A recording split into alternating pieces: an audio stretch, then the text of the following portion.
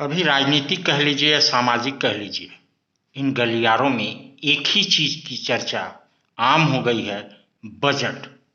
Budget में किसका जायका बिगड़ेगा और किसका जायका बनेगा, इस पे चर्चा हो रही है। चाहे वो चाय की चर्चा हो, चाहे वो नाश्ते की चर्चा हो, घर से लेकर के बाहर तक एक ही चर्चा है, उससे किसका जायका बनेगा और किसका खराब होगा। तो हमारे साथ जय शर्मा जी हैं, जो चार्टर्ड अकाउंटेंट है, एक सफल चार्टर्ड अकाउंटेंट। पलामू के लिए लोगों के बहुत सारी चीज़ों का निपटारा करते हैं। एक बजट बना करके जिंदगी को कैसे, अपने पैसे को ठीक तरीके से उपयोग करना है, ये सब चीज़ों की चर्चा करते हैं और लोगों को बताते हैं। जय जी, ये जो बजट आया है, ये बजट किसका किसका जायका खराब करने वाला है और किसका सही करने वाला है?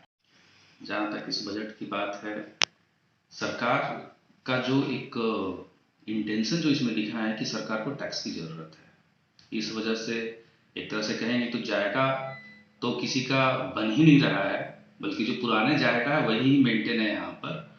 इसका मतलब ये हुआ कि जो पुरानी जो भी टैक्स में स्लैब है, लगभग वही अभी इस बजट में भी है। और टैक्स के नाम पर राहत कुछ विशेष है नहीं, लेकिन इंफ्रास्ट्रक्चर, रक्षा और शिक्षा के क्षेत्र में बजट का के लिए इन्होंने बहुत अच्छा प्रावधान किया है। जैसे कि देखा जाता है, स्लैब 7 लाख कर दिया गया है, क्या उसका निचले स्तर के लोगों को फायदा नहीं होगा?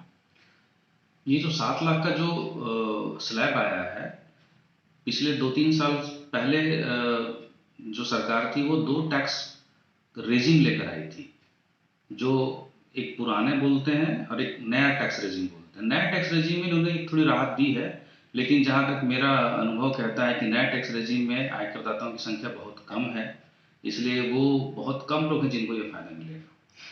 शिक्षा, सुरक्षा, इन चीज़ों को बेहतर किया है, जैसा कि जय जी बता रहे हैं। और क्या डिफरेंट लगा सर पिछले से?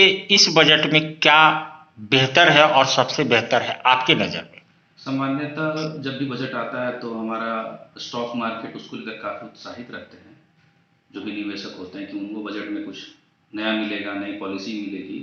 पर इस बार ऐसा कुछ भी नहीं रहा। टैक्स के मामले में देखा जाए तो कैपिटल गेन के मोर्चे पर बहुत सारी उम्मीदें थी, वो नहीं मिला। टैक्स लेन में बढ़ोतरी की बात थी, वो नहीं मिला।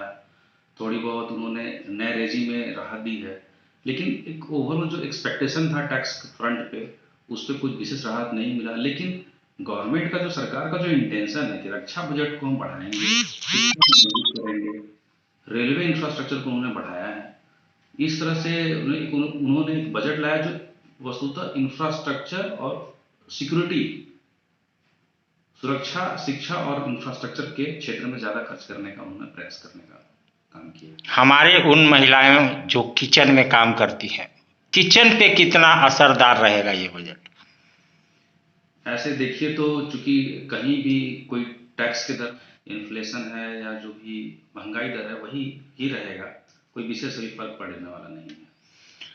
तो चूल्हे की जायका वही रहेगी जैसा कि कहना है, लेकिन जो महत्वपूर्ण चीजें हैं, चाहे वो शिक्षा हो, चाहे वो स्वास्थ्य हो, चाहे वो हमारी सुरक्षा हो, उसमें बढ़ोतरी की गई है। तो मिला जुला करके सराहनीय बजट। और बाकी लोगों की एक राय और क्या है, मैं और लोगों से बात करूंगा। ये जय शर्मा जी की राय थी, जो एक काबिल चार्टर्ड अकाउंटेंट हैं और डाल्टनगंज वासियों को सुविधा दे करके उनके बजट को कंट्रोल करके उनके बजट को कैसे चलाना है, ये भी एडवाइस करें।